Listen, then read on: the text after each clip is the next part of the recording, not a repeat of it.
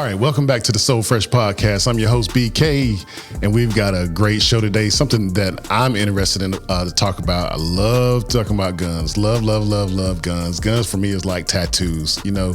So I brought somebody on to want to, just talk about the most important thing about guns is being responsible and also being safe. So, and I'm going to let her, when she comes on, I'm going to let her, give the title of her business, because her title of her business is a real big reflection of being a gun owner. And, and before we get started, just some reminders. Please subscribe to our YouTube channel at the So Fresh Podcast on YouTube. Be sure to like and subscribe that channel, and also follow us on Instagram. You can find us at the So Fresh Podcast. Even on Facebook, the same thing, So Fresh Podcast, and also on Twitter, the So Fresh Pod. So, like I said, one of these topics is real vital in our community as far as gun ownership, and I'm gonna be specific when we start talking about it, and it's talking about Black gun ownership, and that narrative of us having guns. There's still this stigma out there that people, look at us when we have guns. And so we're just gonna, try to dive into, business and guns and safety and techniques and whatever we're gonna just dive into. We're gonna try to go down this deep rabbit hole also. So without further ado, I'm gonna bring to the table Keisha Bibbs. Greetings, everyone. Thank you for having me, BK. Keisha, how you doing today? I am doing well. It's great. So, as you know, if you've seen the podcast, the first question I start off with is, tell us a little bit about yourself and who is Keisha Bibbs? So I am Keisha Bibbs. I am the founder and CEO of Responsibly Armed. And a little bit about me, I am from Atlanta, and I'm in the Warner Robins area by way of my husband of 24 years. And we have 2 boys. And I am a girl that just likes to shoot. I know you want to be specific about what part of Atlanta. I'm from College Park. From College Park. I am, and I am proud to say I am from College Park. That's why I asked. I know.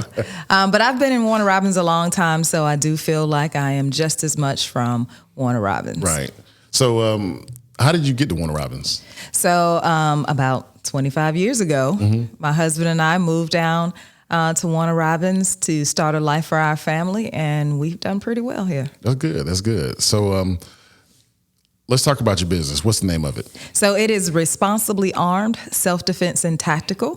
And what we are about is helping those in the community to properly, safely, and responsibly use a firearm. All right. So let's start from the beginning. Okay. What made you get into guns? Like, that's typically that narrative of women having guns, like, oh, I'm scared. So how did you get into it? And then we're going to talk about how you got into saying, you know what, I want to turn this into a business. So when I was dating my husband, while we were still in Atlanta, he took me to a gun range.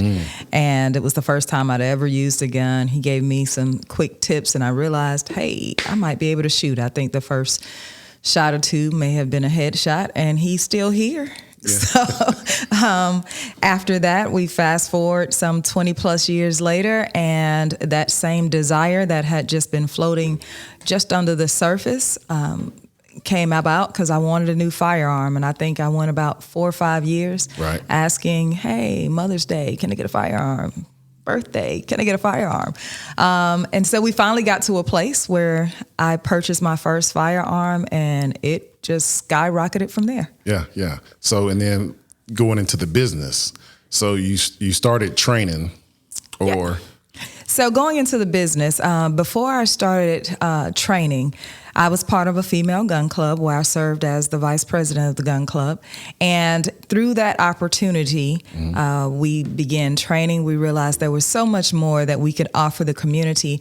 And what you said earlier, there were a lot of women that were really scared to use firearms. And there's a bad stigma, and we'll talk about it during this segment, the stigma about firearms and women and why we should, why we shouldn't. And we wanted to educate people.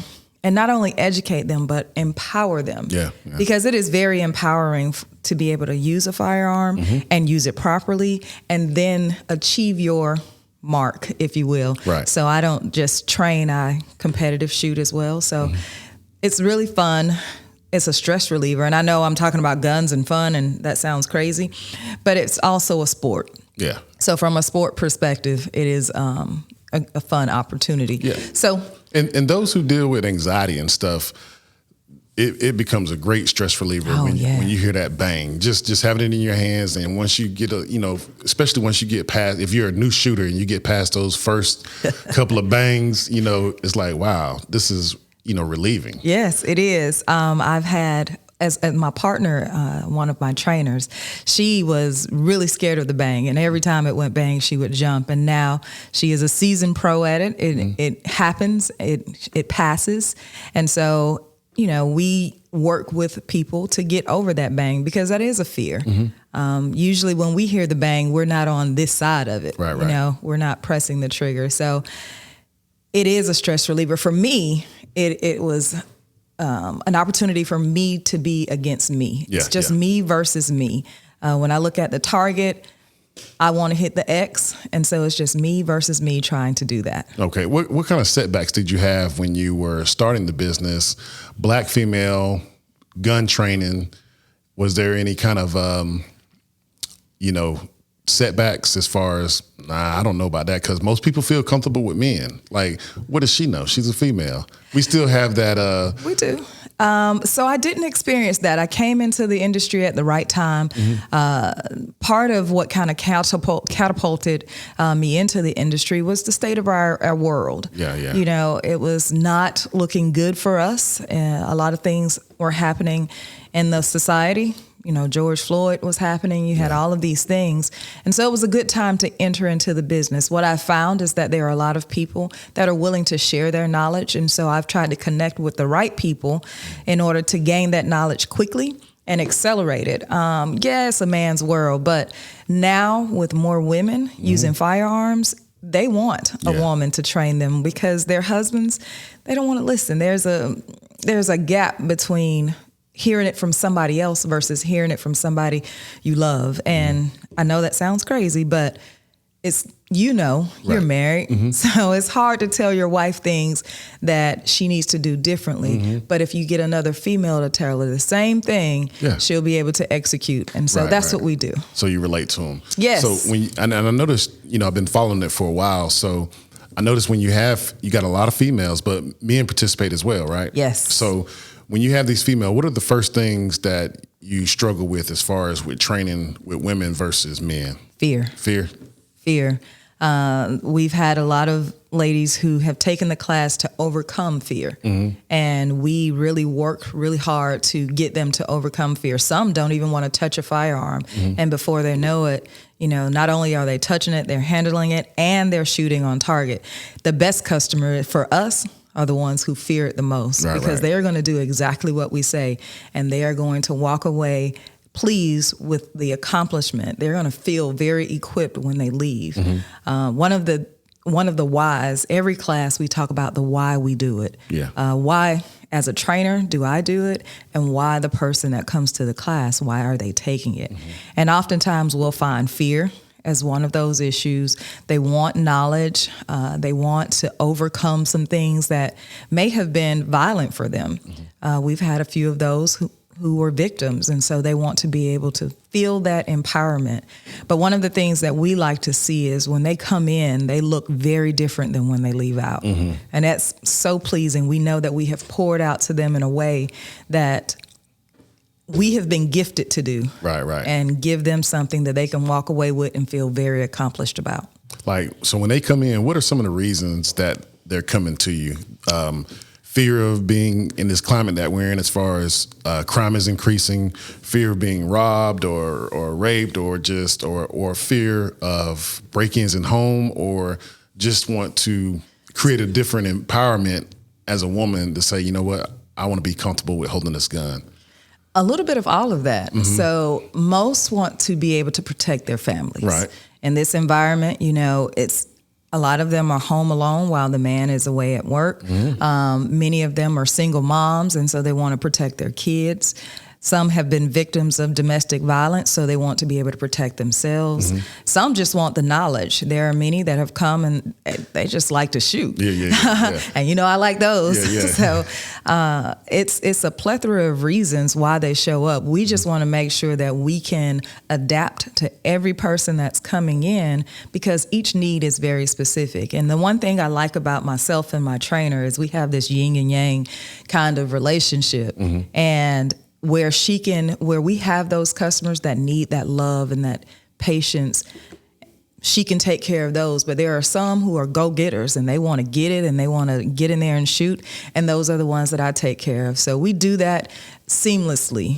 And it works for us. It works for our customers, our clients, and they will return because they feel the level of respect we give them. Right.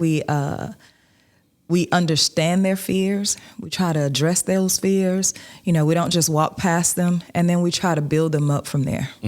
So as a Black female and Black male who's into guns, like in today's climate, with all the gun violence, and a lot of times the media portrays the gun violence from us, how do we still explain the narrative that guns are still necessary? So let's talk about, so we just had the Buffalo situation.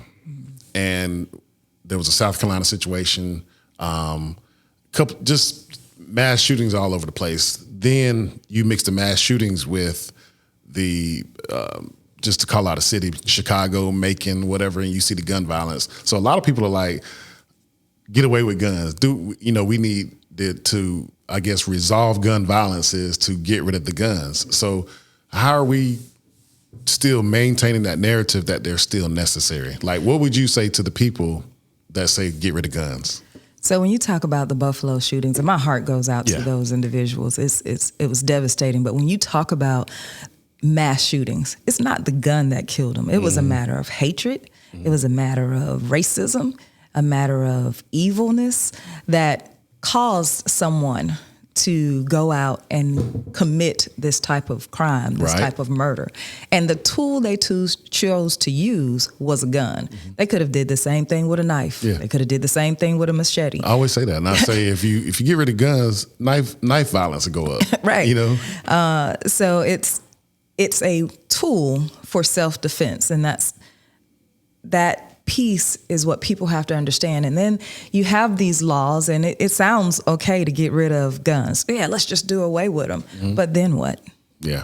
Because it's not the people who are responsibly armed that are going to commit these crimes. It is the people, the criminals, the ones who want to hide the guns and do these type things that are not going to turn in guns. Right. We talk about buybacks. Are they really going to turn in their guns? It's not those individuals that want to set out and do crime that's going to do that. Right. So I don't know that the laws, there are some laws that I agree with. There are some that I don't. Now, concealed carry, that was going to be your next question. Let's talk about those laws. Since you brought up the word laws, Governor Kemp just signed that, new law into action where, to need a license is not necessary. For me, that gets a little tricky, because now we do have a gun issue. Yep. And the fact that people can just do whatever they want, ride around. I mean, before you can have it in your car, but the fact that you can have it on you, what do you feel about that? Because I got mixed emotions about that law. I don't think we're going to see anything positive come out of it. So the positive is that anyone who would like to get a firearm that is not a felon or have mental issues can go out and purchase a firearm. Now, the responsibly armed citizen is one that will go out and get their weapons carry license, their CCL. And the reason being is because for our young Black men, let's just use them as an example.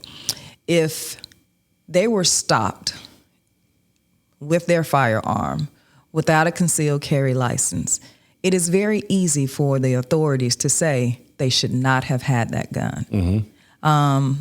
They put themselves at a higher risk of having more issues than we already have right now with our Black men and our police officers and things like that. And we have some really great police officers. I'm not saying that all of them are out to get them, but everybody's not looking out for the interests of Black and brown people. Right. if we're just going to be honest. And so we have to make sure that we are covered on all bases. There are some things about your concealed carry license that will help you. You cannot travel outside of the state of Georgia if you do not have your concealed carry license.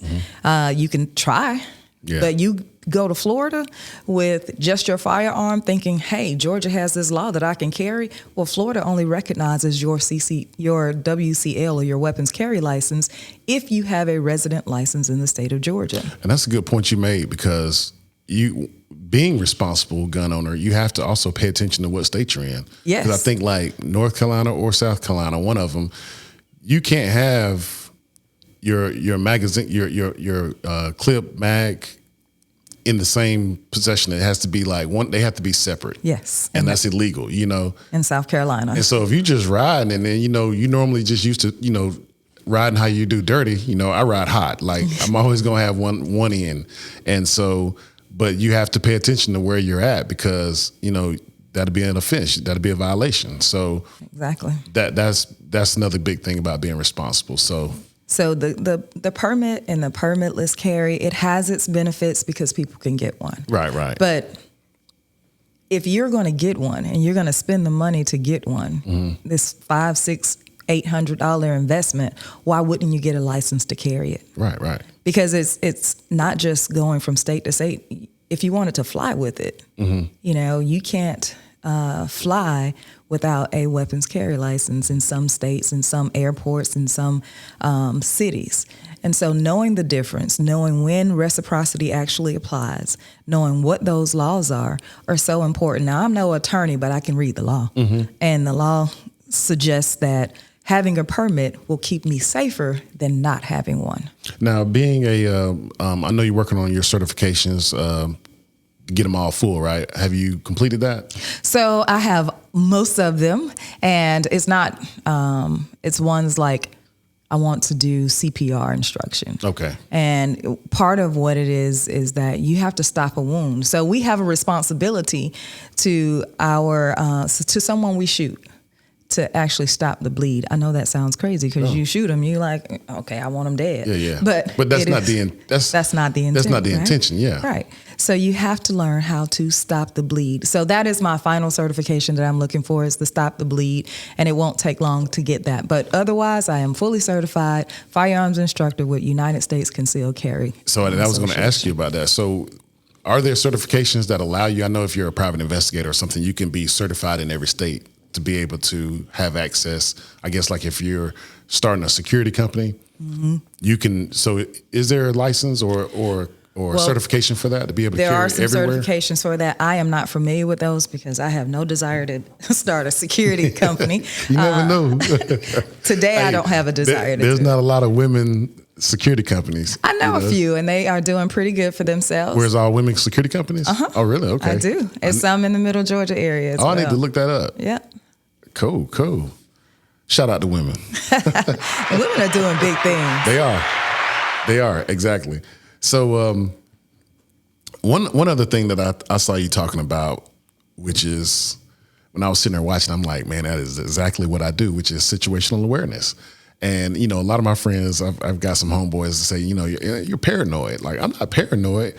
I'm ready. And if you stay ready, you don't have to get ready, So, and it could be any kind of situation where, like, just depending on what kind of spot I'm in. If I'm in a grocery store, my awareness is a little bit more spread out. But if I'm in a convenience store, and I see people walk in, whether they're sketchy or not, I'm already mapping out my cover zone, which way I'm gonna go. Like you talked about in your video, like, does the door open? Does it push or does it pull? Right. So I'm already mapping that out. And just even if I'm walking out of Walmart or Target or whatever kind of big store and it's a big parking lot, I'm already scanning the parking lot, as I'm walking to my vehicle. Because, typically that's one of the ways people are getting robbed these days, especially in like Walmart parking lot. People coming up behind you or coming up beside you. So I'm real big on being aware. And so let's talk about that a little bit. So what are your thoughts on that? So I think that situational awareness is so important, and just being aware every day. Yes. One of the things that we get caught up in, and I'm even guilty, is walking around with my cell phone and being distracted and not really paying attention to where I am or what's happening around me. But that's so important in this environment right now, because think about what we're talking about. We're talking about people can just walk around and have a gun because they want to. Yeah. And we're not ready. We have to start thinking about that individual that has no good intent with their gun. And so being situationally aware of the small things. And you have to start with, 1, a mental plan, and then 2, a physical plan.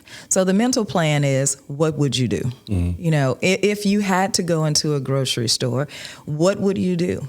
Do you know where the exits are? Like, I know when you go into a restaurant with your family, you will likely sit with your back to the door, to the wall, so that you can see the entrances and the exits. My wife already knows. Like, she already knows where she's going to sit. Like, right, as do I. But at the same time, I need to be able to read my husband, because if something goes wrong on his face, I need to be able to see it. But that's what happens in a restaurant, and most people are good when they're in a small space like a restaurant. But you talk about going into a grocery store, that's when it changes, because I have a focus. My focus is on getting groceries, not necessarily protecting my back. Right. So walking into the grocery store, recognizing, hey, where are the employees coming in and out of? Where's the freezer counter? Where is, can I put them in the milk refrigerator? Because actually a young girl in the Buffalo shooting was saved because her father put her inside of the milk refrigerator. And you want to be able to do that and know that. But how many people would just freeze in the aisle? And you have to fight the battle between flight and fright and freeze, because we're going to do one of those. Our body's natural reaction is going to say, I need to run, I need to stand still, or I need to just fall out in the middle of the floor and just forget about it, I'm gone. And we don't want that, right? So staying on the move and knowing how to move and knowing where to move, is so important. So situational awareness could be anything. We're talking about a grocery store, but what if you were in your house and you didn't have a firearm, or you couldn't get to your firearm? What would that look like? That's actually got a attachment question to that. And how do you have a family plan, like a situational family plan? And I think that everybody should have one. You are absolutely right. So part of what we train is about home defense. And when you are at home, what does that look like? If you have young girls, so if something happens, they hear a noise, where are they going to go? Are they running to you, or are they going to stay still? Right. What do you want them to do? And you have to have a plan for that. Do they all know the signal inside of the house? If I yell out fish tank and I don't have a fish tank and I know I don't have a fish tank, then that means you need to stay still until I come and get you. Right. And that's your youngest of kids. It doesn't take a firearm for that. That's called awareness, self-defense for your family. Do you have a plan? You talked about having a lot of firearms, but are they strategically placed in your house, or are they in a safe that you have to push numbers and you need seconds to get in and out, and have you trained for that? How fast can you get in and out of your safe? Because they do need to be safely and properly stored, but having that mental and physical plan to make that happen. And I adjusted based on my kids' ages. So I'm a strategic person, so they're strategically placed out. Some of the bigger ones, of course, are locked up because I technically don't have any intention of using those. I might use a 500 Defender, 12 gauge to, as a home defense, or it depends on where I'm at and whatever the situation calls for, whatnot. But also, we make other attachments to doors. There's these little things that I found where that buys me some time if the door is going to try to get kicked in or whatever. So I've resolved that issue. And once again, not paranoid. I'm just being prepared and aware, for any kind of situation. So personally, but as my oldest son gets older, kids have the tendency to still kind of be nosy. Now, one of the things that I did do with my kid was when he was a lot younger, like 6 or 7. I went ahead and put it in his hands. Let him hold it. Let him touch it, because I wanted to erase the curiosity of don't go in my closet. And, I grew up in an age where my parents like, don't go in there, don't go in there. So what's that going to make me do? That's going to make me go in there. Right. I want to see what is the big deal. And I feel like so far that curiosity of what's in that safe and what's on that top shelf and what's in that bag, and I got a tack bag, and so I let him put on my tack jacket, and I let him just be comfortable with it, and I wanted to get that curiosity because I grew up as far as around let's be real, white guys, and work with white guys, and they were always talking like, yeah, I got my first rifle when I was 6, or I got my first gun when I was 7. It's like, and I think they've always been exposed to guns, and I think a lot of us in our culture have made guns taboo. I totally agree with you. One of the problems is the stigmas attached with guns and the Black community. Yeah. And like you said, our friends, our white friends, they've been training. They've taken away the stigma. They take their kids to the training to the range. They take them to shoot. They show them the trigger press. They talk about the safety things. And unfortunately, in our community, we were told we shouldn't. Yeah. We were told that guns were bad. Yeah. And it was pushed through our religion. It was pushed through things that we have come up with. Our culture has said that, African Americans shouldn't have guns. Why? Because they didn't want us to have guns. Yeah. But it's always been our right. Right. And we have to now take it back. Yes. And we have to stand up for our rights because they are our rights. And our rights is to train our kids the same way that everybody else trains their kids. And not just with firearms, because you look at different cultures. You look at our Asian friends. They've been fighting. Their kids start fighting at 5 and 6.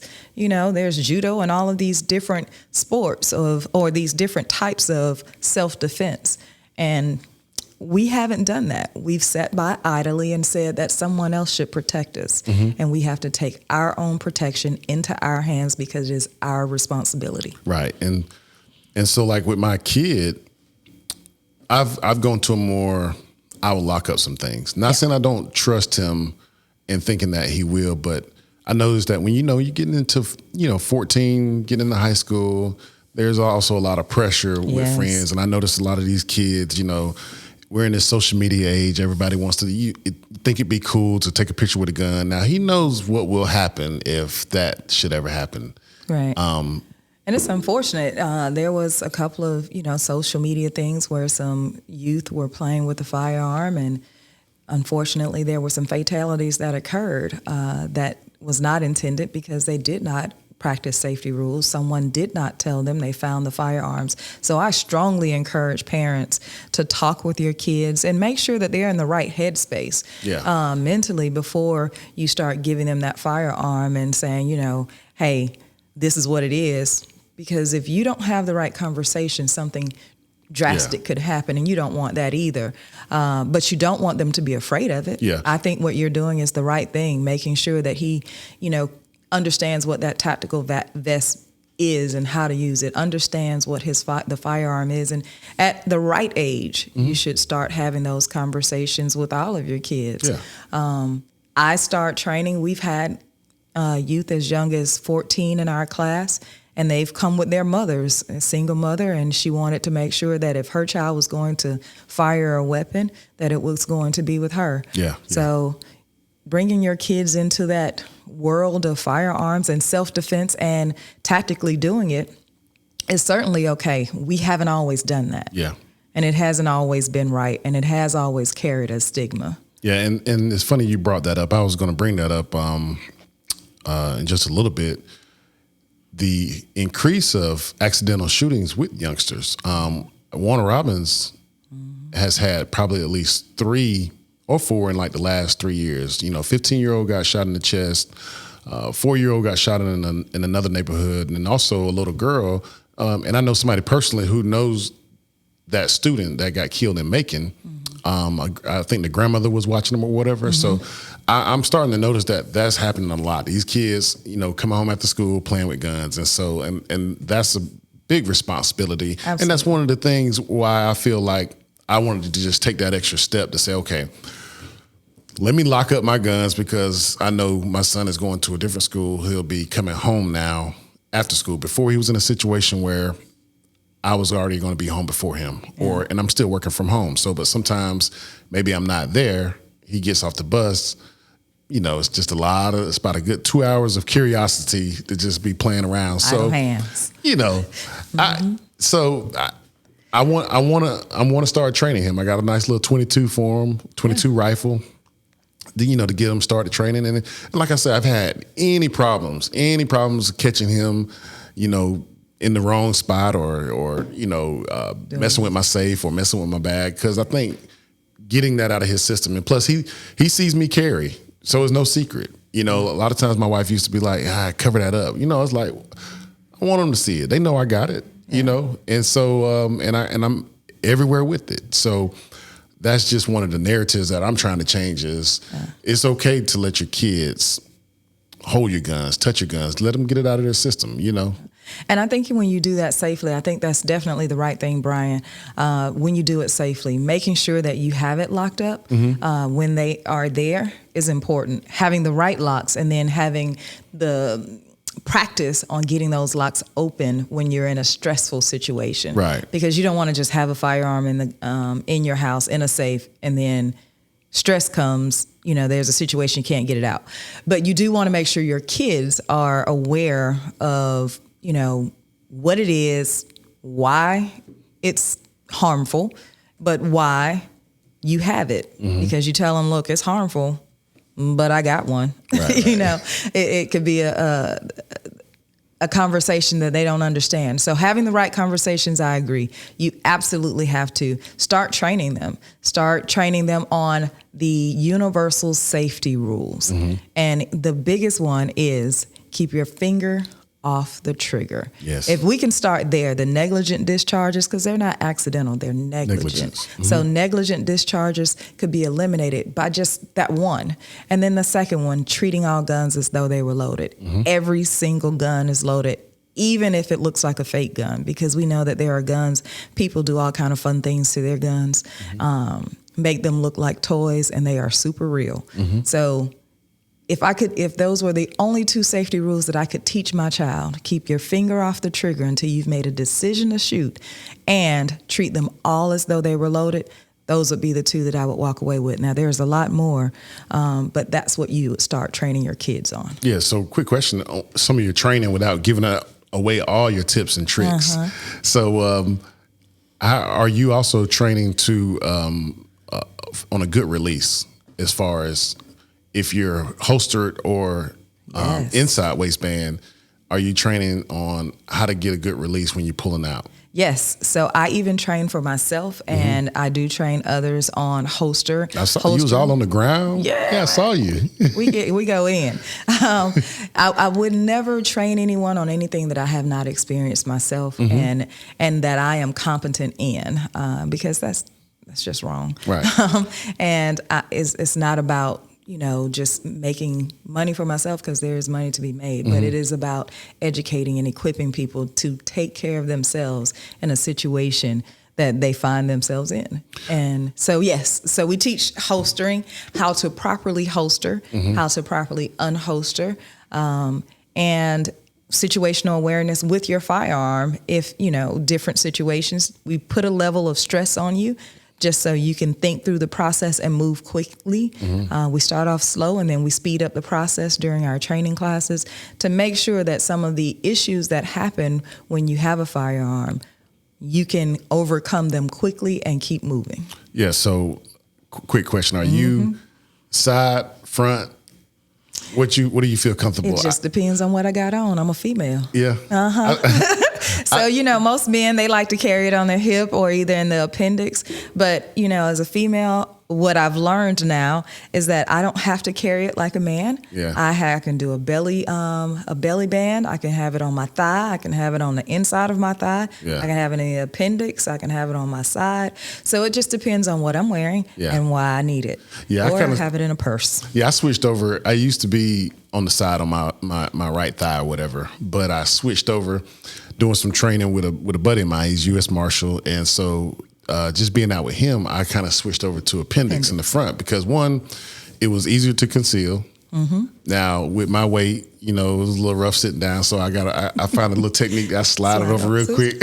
So, but I felt that practicing unholstering and just a form and bringing it out, it was easier for me to do that. And plus there was this whole, technical thing about the time from coming from the side versus when it's in front of you and bringing it up and then bringing it out. So I felt that the appendix was the... Yeah, so we do that. And again, I don't want to give you all my tips, but come see me. Yeah. We can talk about all of those things that you do, because there is a technique. You don't want to shoot through your clothes or shoot your hand because it's in the way. Yeah. So getting it out and making sure that it's out. And even when you're driving, what do you do with it? Yeah. What should you do with it? I got a question about that. It's funny, you helping me out right here because I talked to a bunch of women, and so I got a good census. Switch that. So basically the number one question was, if you have a weapon in your car, what's the best place to have it? So it depends on what you're doing, right? If you're a female. When you're driving.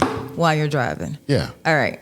So it depends on why you need it. So typically on your thigh if you're right-handed, but if you're a left-handed person and you put it on the right side in between you and the console, you have to reach across your body just to get it. Mm-hmm. So it depends on which hand you use, right? Because you want the shortest distance.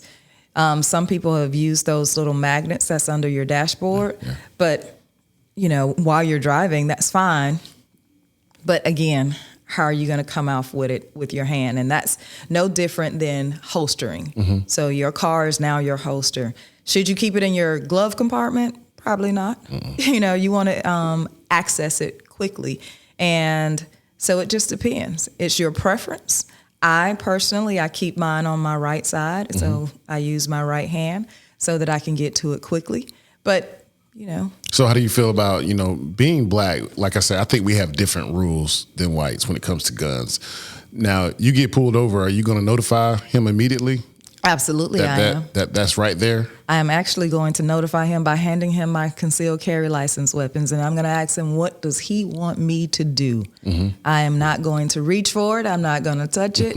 It's going to be on my body at that point. If I know I'm getting pulled over, I'm going to put it back on my body. Right. But I'm going to have my weapons carry license as well as my driver's license to the officer. Let him choose, because I am responsibly armed and I know that I just got stopped. So all I need to do is either accept this ticket or keep it moving, and keep it moving. So I'm going to let him know immediately and let him tell me what he wants to do. So back to guns. Okay. Well, this whole thing is guns. What's your favorite gun of choice? Favorite gun of choice. I have going long, you going short? So typically, Brian, that's a hard question because it really just depends on the situation. Well, if I am going to just shoot just to be shooting, I'm just going to go to the range. I am going to practice on the one that I feel like, okay, this is my this week's carry. So it is probably going to be a Glock something. But I really like Walther, and I've shot a lot of guns. I try a lot out. I don't buy before I shoot. I shoot before I buy. Right. So it's hard. That's a hard question because some days I want to use a rifle. Some days I want to train with different things so that if I had to pick up any firearm, that I know how to use it. So do you have a dream firearm or do you already own it? So I don't own it yet. And let me guess, is it a SIG? No, I have one of those. Oh, that's my top choice. Top two, Glock or SIG. You don't like it? Glock or SIG, it depends. I can't. So until one of them sponsors me, I will not choose one over the other. Both of them are good. There are some that I have. I really like the Staccato. It's a 2011. Yeah. It has a 1911 kind of grip, and it's beautiful. It's like cognac. It's smooth. It's nice. It's nice and heavy. So if I had to just splurge on one, but because I'm a competitive shooter, I really want a CZ, which is a Czechoslovakian brand, and those are kind of So expensive. what's so special about that one? No kickback and light recoil. It's a long barrel, heavy, and it's just a nice, accurate, smooth shot. Okay. Now, as far as shooting, what's your best one to shoot? 45, 49, shotgun? So as a female, I don't necessarily like the 45. It has a lot of power to it. 40. So I'm a 9mm type girl. I like the 10mm. It's kind of heavy too. I like rifles. I like them all. Yeah. So I'm like you. You put one in there. It's a candy store for me. Yeah. And I just got a new one. I still have my other shotgun, but I just went to an automatic. So no pump action, just go. But once again, still only holds like 5 + 1, so 6. But I do like the ability that, there's no pump action. But at the same time, that pump is what scares the life out of people. Is that first scary noise? That's your warning. Yeah, that's all you get is that warning. It really just depends. I am not a pump action type girl. I like the ones that's just you can run and gun. Right. So. All right. So I had a couple other questions for you. Okay. So have you seen an uptick in people wanting to get trained in handling a weapon since the new law passed, where almost anyone can own a gun? Absolutely. That's what we talked about earlier. So has everybody been coming out like? So not as many people as I thought would, but yes. Typically what I see are individuals between the age of about 30 and up are the ones looking for training because they understand what it means to be responsibly armed. They understand what it means to carry that firearm and the consequences that follow behind it. I see a lot of people walking around with just guns stuck in their pocket and just unaware and just want to say they got a gun. I mean, like, why would you walk around with a magazine this long hanging out the back so that somebody can come and take it? I wish those people would train. But what we have found is that, individuals are training more. Yeah. I am seeing a lot of women, a lot of first-time shooters, which is really good, and a lot of husbands and spouses that are encouraging their wives to train because they know how to do it. And a lot of them are actually coming to the class with them, and I think they're learning as well things that they can do differently. We get people that come in and they start crying. We get people that are really excited. We've had men and women get emotional about that experience because it has been a hurdle. It has been an obstacle for them to get going. So yes, we've seen an uptick, and we want to continue to see that uptick. Of course. Because the more people that are trained, the safer we are. Yeah. Now, everybody gets a gun. What does the future look like? Wild, Wild West? Scary. I mean, you see it. You see it in the news. Last night I was at a friend's house, and I was getting my hair done. But I was in the Bloomfield area at 1:00 in the morning. And it was gunshots that just rang out, and I was on 10, and I don't know how close it was to me or how far away. And it's just like a nightly thing. The young lady she was just like, I work near that area. I work over in that area, and I haven't been there in a while, but it's common. Go out there at night. And I said Bloomfield. It may have been Baconsfield. Whatever it is, it was bad.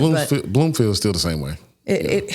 And it's unfortunate. We've seen an uptick, I'm sure, in every city, but we've seen more and more reports of youth dying at the hands of firearms. And so if we can get our young men and get them trained on the proper usage and not just going out there for revenge, because to use a firearm, you got to be willing to step back. You got to be willing to take a L, right. Because it's either you're going to lose your life or you're going to walk away with your life. And sometimes that means, you know what, you're the bigger man. Okay, I got disrespected, but I know what I could do. And I choose not to. Right. So your business is here. Do you take your business back home a little bit? Go back to the neighborhood and we do travel. We will travel. There are a lot of firearm instructors in that area, some really good ones. So sometimes I will source that business out to someone who's closer.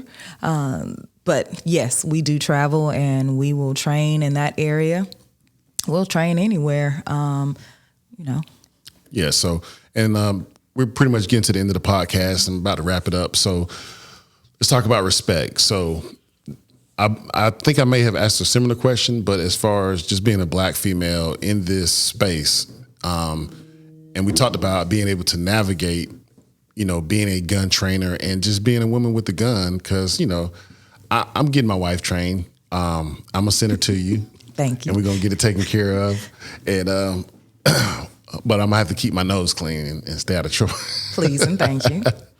No, but seriously, so any difficulty getting respect or gaining respect?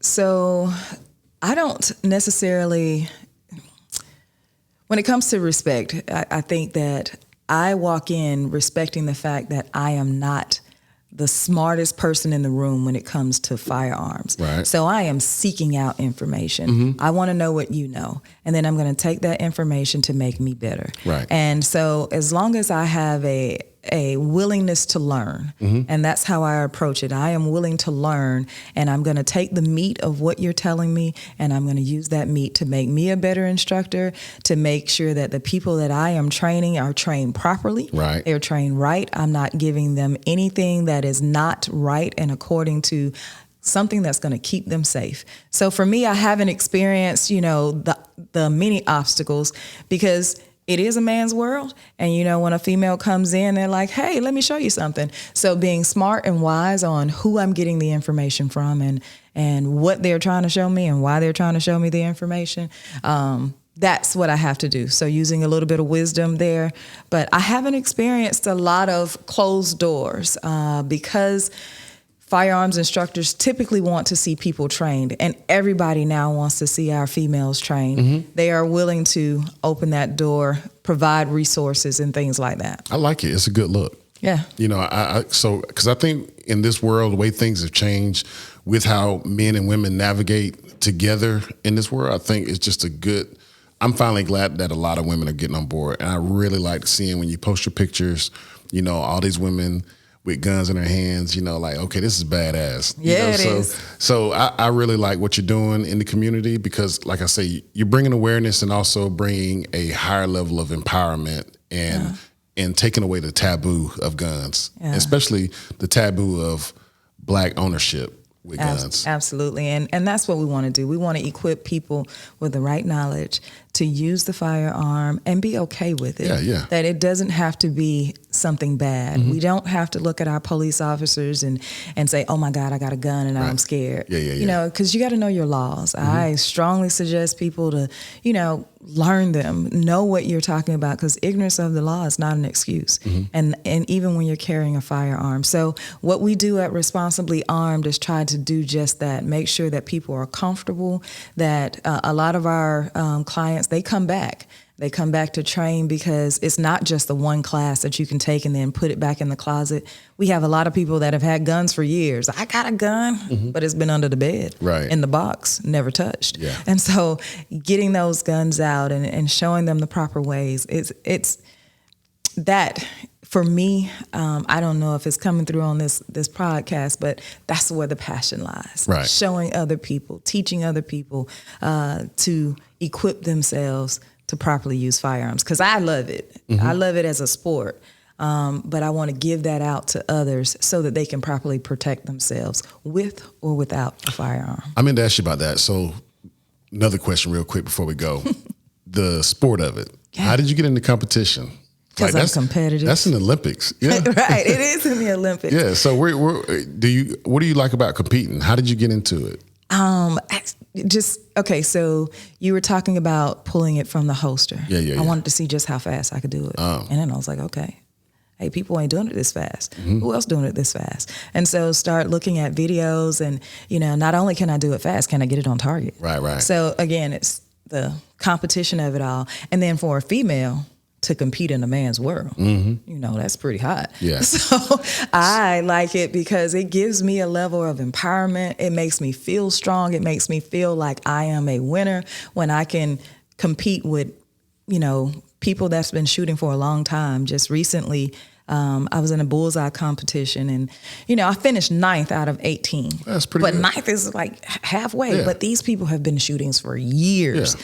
I have only started. This was my first competition Right. with them. So for me, that gave me a level of confidence that, one, I know how to execute what I need to know when I am using my firearm. So are these tac drills, bullseye, skeet shooting? So the first time I did skeet shooting, loved it. But this is bullseye. Okay.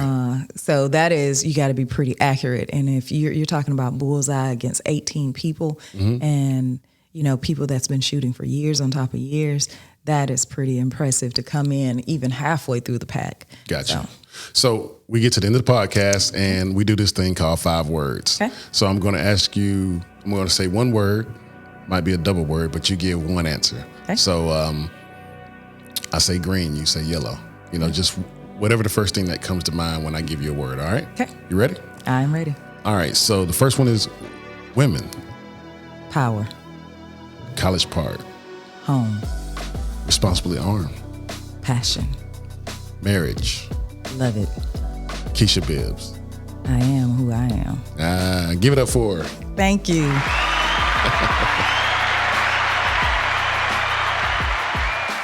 All right. So we got the camera on you.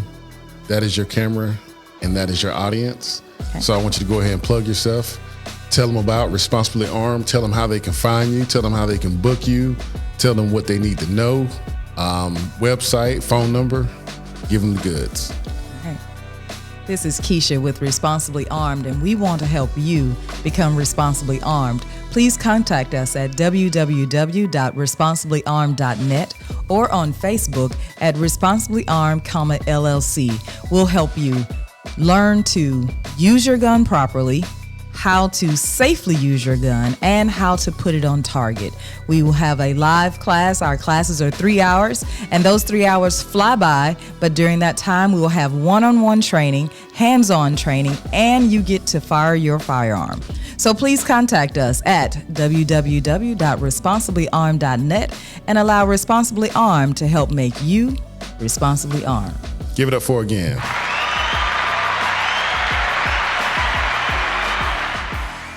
That's all right. That's all right. All right. So that was a great episode. I feel it was. Like I say, love talking about guns, and I want everybody to take something from what we talked about today about being responsible in gun safety. And if you want to learn more, please go holler at Keisha. I think she's doing great things. Been watching it for a while. So, and some of the other things that I talked about in the beginning, that's real important. Please go like and subscribe to the page at the So Fresh Podcast on YouTube. Also, hit us up and follow us on Instagram. That is the So Fresh Podcast on Instagram, and also same thing on Facebook and on Twitter, the So Fresh Pod. And also you can follow my personal page, BK_So Fresh. So once again, I'm out. Peace.